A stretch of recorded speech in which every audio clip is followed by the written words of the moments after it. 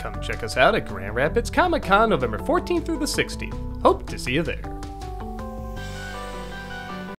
What's the matter with you? Reading comic books like it's trash. What are you yelling here, you know?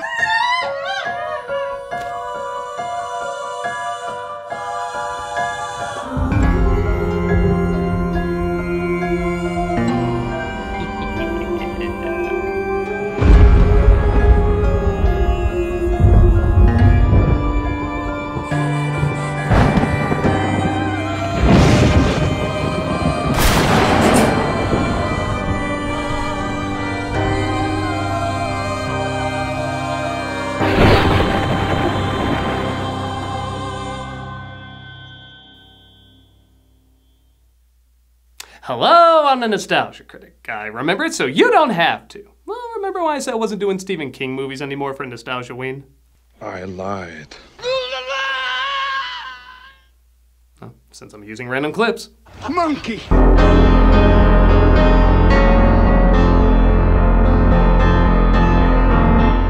It's been, let's admit it, a really good year for Stephen King adaptations. I'm not gonna pretend all these were big moneymakers or anything, and heck, Running Man hasn't even come out yet, but some of King's best and most unique adaptations have come out. And probably the strangest has to be The Monkey. Osgood Perkins has been making quite a name for himself as one of the most unique voices in directing horror. And this is at a time when horror films actually do have quite a few unique voices. Sure, there are still films relying on tired tricks like found footage or rebooting IPs, but Perkins is always going to give you something that stands out from other generic directors. With The Monkey, a horror comedy based on a Stephen King short story, he brings a similar energy Kubrick brought to The Shining. You can tell it's a King story, but it's given a one-of-a-kind point of view that only this director could seem to bring. I'm not even gonna pretend I always understand his films, I just love taking away more emotions and themes than spelled out life lessons, and always being brought to me in the strangest manner. I think it says something when the director who put Nicolas Cage in a dress and Michael Jackson makeup if he was a putterman is always saying, I can go weirder. Not just weird, but hilarious, creepy, inventive, and either best of all or worst of all to audiences, open to interpretation. I certainly have my thoughts about what this film is doing, and whether it adds up to what the director intended or what you see is almost inconsequential, as you can enjoy a fair amount of madness that's unlike anything else in any other movie. I wanted to talk about the second I got done watching it, and now it's my chance. Because hey, if the funny version can be horrific, why can't the horrific version be funny? Let's take a look at The Monkey. The film opens with a captain, played by Adam Scott, trying to see if he can pawn off a toy monkey. You got a fair amount of blood on you there, sir. Yeah, it's not even mine. It was just this. Never mind. It happened to my innie. He would explain it better. I need you to take this thing off my hands. Just make it someone else's problem. Hello, my baby. Hello, my honey. As you may have put together, whenever the monkey plays the drums, the person nearby is creatively killed. And if you're saying, hey, wouldn't symbols make more sense? Well, that was in the original story, but Disney threatened a lawsuit because they copyrighted that when they made Toy Story 3. Oh, also they own your literal life if you get a Disney Plus account, but it's cool, the money's being used wisely. Who's smiling now, you infernal son of a whore? The captain tries to use a flamethrower on the toy, while a movie theater shows a surprisingly layered joke when you think about it, when we're suddenly interrupted. I don't know if every father passes some secret horror on to his kids, but mine sure did. Aw, I was really hoping for... Yep, that's me. You're probably wondering how I got here. Well, I'll tell you. We're introduced to Hal and his twin brother Bill, both played by Convery. Yeah, this is a year of not only really good King adaptations, but also really good twin performances by someone who's not a twin. You think this does junk if I turn this? Don't, Bill, it's Dad's. Dad's gone, and I'm his next of kin, so legally, everything in here's mine. As well done as this performance is when the character is an adult, I really do think Convery's performance is even better. I still, even watching this right now, swear I'm looking at two entirely different actors giving two entirely different performances. I didn't mean to tell you. Mom says he hates you because you made Dad leave and now she has to go on dates. No, he left because we're supposed to be in 1999, but the environment suggests we're in every other time period. I think this was done because the main character remembers back to more nostalgic times, which is still filled with a ton of misery, but it's also working off of time periods many generations associate with the good old days. Like, the director went out of his way to make sure the 40s through the 80s are all lumped together with this lingo, music, and fashion. Or maybe he just didn't want people to compare it to Stranger Things. Both work. Stop. How's that thing from? It says organ grinder monkey, like life. They find the monkey looking pretty good after being Infernape. Yeah, I googled fire and monkey and that's the first thing that came up. I don't know, you probably laughed. And it invites them to turn the key. Doing so doesn't kill either of the boys, but it does make dinner a little more interesting.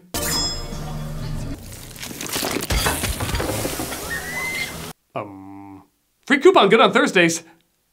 Holy shit! This is a movie where the emotions of the moment do most of the storytelling. Like, they're at the funeral of their babysitter. They've had a few days to let this sink in, but because we cut straight to it, they act like it happened just seconds ago. Like the memory of that event is so jarring, you carry that shock with you whenever you remember it. Oh, fuck. And I'll just say it, this priest is my favorite part of the movie. Gone by accident. Or rather, in an accident, because, you know, there's no accidents. He immediately signals this is not going to take place in a rational reality.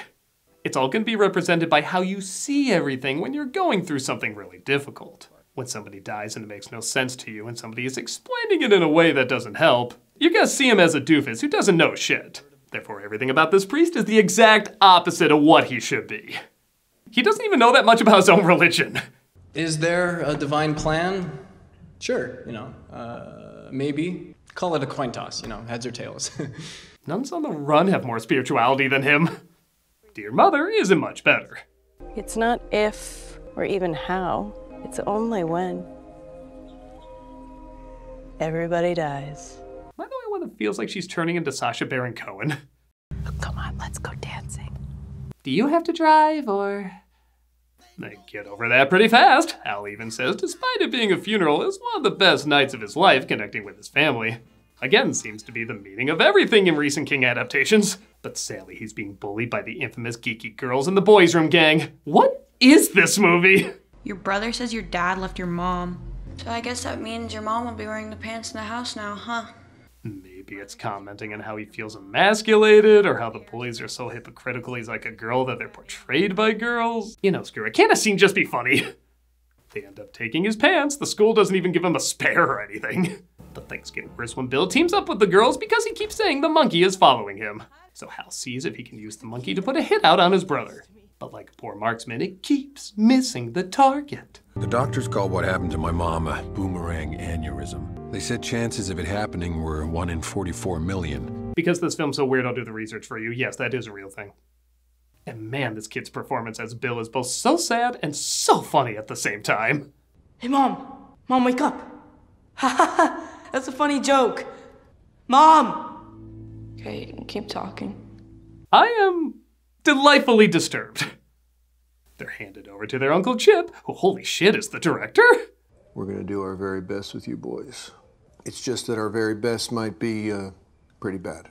Yeah, okay, seems like a guy who would make this. As Hal decides he's gonna try and take control of the monkey. I know what I said. Thank God, Maine, now things will calm down. Bill keeps his suit on to prepare for whenever the next funeral is. I'm sorry, how's this only have a 5.9 on IMDb? And as you'd imagine, they don't have to wait long. We should try it on purpose to see if anyone else we know dies. No. I'm gonna try it. Don't Bill. Every edit in this is an Always Sunny in Philadelphia title card. I'm gonna try it. Don't Bill. They tried dumping the monkey in a well, and for a while, it seems to work. For 25 years, in fact. The ant, though, accidentally seems to take the wrong steps. Shame. So afterwards... Oh, we're still going, I guess.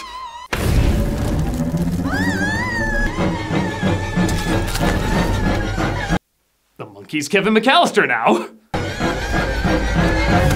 Must have been a fun autopsy, death by everything. Hal grows up into Theo James, who cuts off all contact with his brother. When not being the voice in every cool thing out there, he meets up with his ex-wife and her new love, Ted, played by Elijah Wood, so he can see his son, Petey.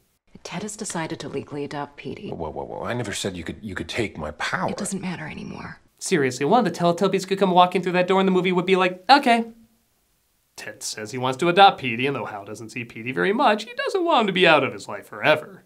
Vestigial? It means something that has become functionless. I know what it means, Ted. I'm sure you do. I peed in one of your bushes on the way. I suggest that we arm wrestle. What? I feel like every other line should be followed by a what? Hey. Hey. Hal takes Petey to a motel, and yes, given this director, I did immediately think of this team-up. But in the middle of the night, he gets a call from Bill. Go to Aunt Ida's house and make sure it isn't there. It is at the bottom of a well. It can teleport and you know it. It can take a hot scene from Christmas Vacation and turn into a death scene from Blade. Wait! What the fuck is that, a leg? He'll take this well. We gotta make like eggs and scramble! Did this movie slip me ever clear? Because I feel drunk. This is where the movie drags a little bit. They focus on things like Hal connecting with Petey and the people who find the monkey and a few dream sequences that aren't awful by any means, but none of these moments are that interesting. Thankfully, these scenes are short, and there's still some good jokes, like putting a traffic cone on the sign that the Anne impaled herself on. And this realtor who seems designed to be killed in a movie like this. She used to always say, looks like God's bowling strikes tonight. No! I don't care how obvious it is, that sign is hilarious. At least the cops are normal. It's a goddamn mess in there. I mean, have you actually been up there? It's like that restaurant. Spaghetti City. Everybody talks an exact wrong thing to say ease. The town is so small and desperate for excitement, they literally cheer on death. Can't find any modern comparisons there. And Hal puts together that Bill found the monkey and is constantly using it. Bill figured out that Hal turned the key that killed their mom, so he tried to go back for it, but it was gone. So he obsesses over finding it, causing him for years to see it everywhere. Oh my god, somebody finally has the same fetish. Funny. He even wears the same suit from childhood to prepare for more funerals. Or he's an AC/DC fan with King, either's possible. If you want me to stop turning the Key, bring Petey to me so he can turn it instead. The person who turns the key never dies. He bought the monkey from the people who bought it at the yard sale and has been trying to use it to get revenge on his brother, causing the deaths of several others. Hey, Petey. Hey, buddy, we gotta go, all right? Come on, we gotta go right now! Jesus Christ. Again, the one thing I don't really get into is Hal's, or even just the movie's connection with Petey. It's not like Petey's an awful character. He's played fine and everything. He's just kind of forgettable. Yet the story tries desperately to work him in a lot. Where's Petey? Oh, there he is. I want Petey to keep turning the key or I will. Why? You could die then, unless that's what you want, but then anyone could do it. Where's Petey? Oh, there he is. I don't know. If we're supposed to feel for this connection between father and son, maybe it shouldn't be introduced around the 40-minute mark. Shut up! Shut up and hands up! Whoa, just relax. The guy Bill bought the monkey from, named Ricky, played by Rohan Campbell, wants the monkey back because it reminds him of his dad. Again, that father-son connection feels very last minute, as he forces him at gunpoint to go to Bill's location.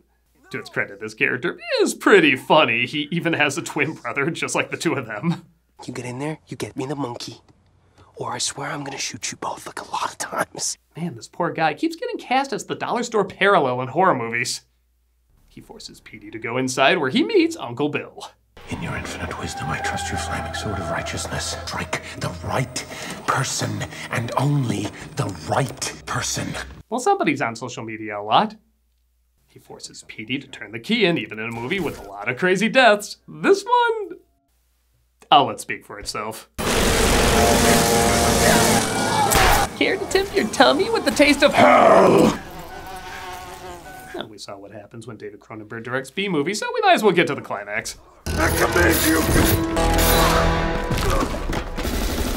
Bill tries to get the monkey to kill his brother, but instead it plays the drum hundreds of times, causing pretty much everyone to be killed except his brother. I wish we could have been there for each other when we were kids, but we're here now. Hal and Bill talk about how they each screwed up and caused so much pain, but in the end, there's nothing they could have done because the monkey kills at random. They finally make amends and try to set things right, but the monkey sets off Bill's homemade security. You know, maybe Mousetrap would have been a more fitting toy for this thing. I guess we gotta figure out what we're gonna do with the monkey. We keep it close. We accept that it's ours, and we hold on tight.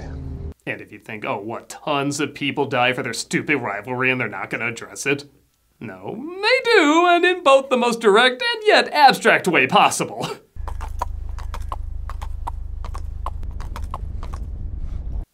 The way things are going, I assume we'll all see you in 20 years or so. I love the look they exchange too. Like, I don't know if this is a, yeah, you get it, you get my misery. Or, so you're the a-hole who's giving me so much work. Or, yeah, I don't need to kill you, you're practically dead already. There's so many things you can read into it, and all of them are funny. Let's go dancing. Like with our bodies? But I don't have my phone. I mean, without TikTok. You can do that? It ends with a bunch of cheerleaders getting slaughtered because it'd be weird if it didn't. And the film ends. Well, does this sound like a movie I wouldn't enjoy? It has a few issues. It can drag in a few areas, mainly around the connection between Hal and Petey. And occasionally the over-the-top deaths can get a little old. But I'm sorry, this flick's a lot of fun. You can technically view it as just a weird, dark comedy, but I do think there's a lot you can take out of it as well. I personally see it as being about trauma and how it follows, as well as how it can be made worse when not handled properly. One person tries to shut people out and ignore it spreading more misery, while the other one tries to bring everyone in on it to take control, also spreading more misery. It's about finding that difficult in-between of the two that's unpleasant, but it's the closest thing to an answer there is.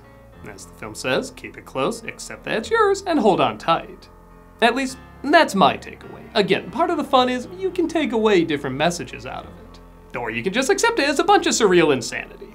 Whatever your takeaway, there's a ton of laughs, a ton of great moments, and a ton to talk about in this bizarre masterpiece of madness. I'm a Nostalgia Critic guy, remember? So you don't have to. We're gonna make like eggs and scramble! We're still doing cameos for charity, but I'm gonna switch things up a little bit. As many of you are probably aware, I got chronic fatigue syndrome about 1.5 years ago. It's still with me, and while it's not nearly as bad as what other people have, there's still very little known about it, not much research or anything, and it probably goes without saying it's really spiked after COVID. So rather than change up the charities every month, I think I'm just gonna give the money to one charity, Solve MECFS. There are so many people suffering greatly from this, and like I've said in the past, I'm not suffering nearly as bad as so many people out there, yet it's still getting in the way of how I live my usual life. So I can't even imagine what so many other people must be going through and the toll it must be taking on them. So if you want a video of me saying happy birthday or congrats, good luck, or whatever, click on the link below and be giving to a good cause. If you're like, no, your face is a butt and I don't like you, well, consider giving to this wonderful organization anyway. Like I said, there's a lot of people suffering from this and we don't really know the reason why, so maybe we can all come together and help them help many more.